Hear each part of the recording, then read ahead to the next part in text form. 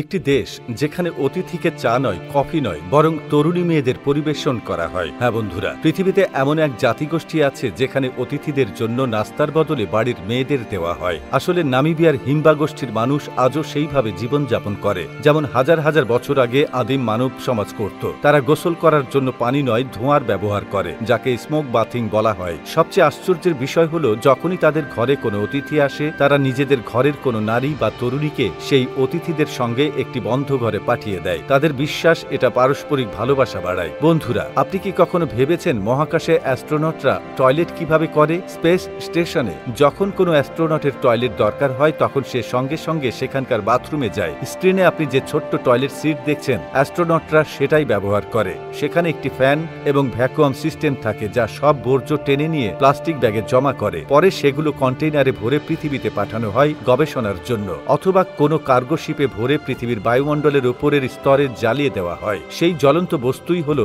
সেই ভাঙা তারা, যা আমরা আকাশে দেখি। বন্ধুরা, এমন একটি পাখি আছে যা ব্যাঙ, হাঁস, মাছ, কুকুর, বিড়াল, ভালুক, এমনকি মানুষকেও খেয়ে ফেলতে পারে। এই পাখির নাম পেলিক্যান, যার ঠোঁটের নিচে একটি থলি থাকে, যা দিয়ে সাধারণত মাছ ধরে খায়। কিন্তু বেশিরভাগ সময় দেখা যায় এরা খাবার না হওয়ার পরও অনেক কিছুর উপর ঠোঁট চালায়। আসলে এই প্রজাতির পাখিরা খুবই লোভী এবং যাই দেখে তাই ধরে খেতে চায়। যেমন একটি ভিডিওতে দেখা গেছে একটি পেলিক্যান একটি ছোট ভালুককে খেতে চাচ্ছে, যদিও জানে এটা তার পক্ষে অসম্ভব। কিন্তু অবাক করার মতো ঘটনা ঘটে যখন সে একটি জিরাফকে খাওয়ার চেষ্টা করে। বন্ধুরা, 2016 সালে সোমালিয়ার একটি বিমানবন্দরে এক ব্যক্তি বিমান নিয়ে প্রবেশ করে। সেই ব্যক্তি কোনোভাবে বিমানবন্দরের নিরাপত্তা ফাঁকি দিয়ে বিমানে উঠে পড়ে। 20 মিনিট পর যখন প্লেন 14,000 ফুট উচ্চতায় ছিল, তখন সে বোমার সুইচ চাপ দেয়। উদ্দেশ্য ছিল সব যাত্রীকে, কিন্তু বিস্ফোরণে বিমানে একটি গর্ত হয় এবং কেবল একজন যাত্রী প্লেন থেকে পড়ে যায়। সে ছিল সেই আত্মঘাতী জঙ্গি নিজেই, যে অন্যদের মারতে চেয়েছিল কিন্তু নিজেই মারা যায়। বন্ধুরা, সিনেমায় সাউন্ড ইফেক্ট কিভাবে তৈরি হয়?